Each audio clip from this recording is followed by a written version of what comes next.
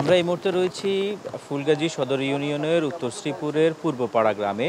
এখানে আমরা যদি একটু পেছনে দেখানোর চেষ্টা করি যে এখানে একটি ভাঙন দেখা দিয়েছে। এরকম ফেনীতে প্রায় এই মুহুরী নদী এবং কহুয়া, সিলোনিয়ার প্রায় ২০টি পয়েন্ট দিয়ে কিন্তু এভাবে অনবরত পানি ঢুকছে এবং পানি ঢুকে লোকালয়ে প্লাবিত হচ্ছে। এখন পর্যন্ত পানি উন্নয়ন বোর্ডের তথ্য মতে প্রায় ২০টি স্থান দিয়ে ভাঙন দিয়ে অনবরত পানি ঢুকছে। প্রায় ৩০টির উপরে গ্রাম এখন পর্যন্ত প্লাবিত হয়েছে, আমরা যতটুকু আমাদেরকে পানি উন্নয়ন বোর্ড তথ্য দিয়েছে। এর পাশাপাশি জেলা প্রশাসনের পক্ষ থেকে যারা বন্যায় কবলিত হয়েছেন, যারা পানিতে আটকা পড়েছেন, তাদের জন্য ১৩১টি আশ্রয়নের ব্যবস্থা করা হয়েছে এবং সেখানে তাদের জন্য রান্না করা খাবার এবং শুকনো খাবারের ব্যবস্থা করা হয়েছে। কিন্তু এখানকার যারা পানিতে আটকা পড়েছেন, যারা এখন পর্যন্ত আশ্রয়কেন্দ্রে আসতে পারেননি, কিন্তু তাদের এখন পর্যন্ত কিন্তু রান্নাবান্নার কোনো প্রক্রিয়া আমরা আসলে দেখতে পাইনি, যে কারণে তারা জেলা প্রশাসন যাদেরকে আশ্রয়কেন্দ্রে আছে তাদেরকেই খাদ্য সরবরাহ করছে, কিন্তু অন্য জায়গায় খাদ্য সরবরাহ করছে না, এরকম আমরা আসলে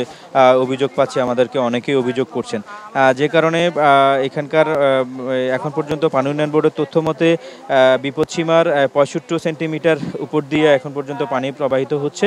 তবে একটি আশার কথা হচ্ছে যে গতকালকে রাত থেকে বৃষ্টির পরিমাণ কিছুটা কম। বৃষ্টির পরিমাণ কম হওয়ার কারণে এখন পর্যন্ত নদীর পানি কিন্তু বিপদসীমা থেকে আস্তে আস্তে নিচের দিকে নামছে, যে কারণে এখানকার স্থানীয়রাও বলছে যে যদি বৃষ্টি না হয়, বৃষ্টি যদি বন্ধ হয়ে যায়, তাহলে সেই ক্ষেত্রে এখানে পানির যে স্রোত যেটি আছে সেটি আসলে কম হবে এবং আস্তে আস্তে এখানে লোকালয় থেকে পানি লোকালয়ের দিকে যেতে থাকবে, যে বন্যা পরিস্থিতি উন্নতির দিকে যাবে বলে তারা আমাদেরকে বলছেন।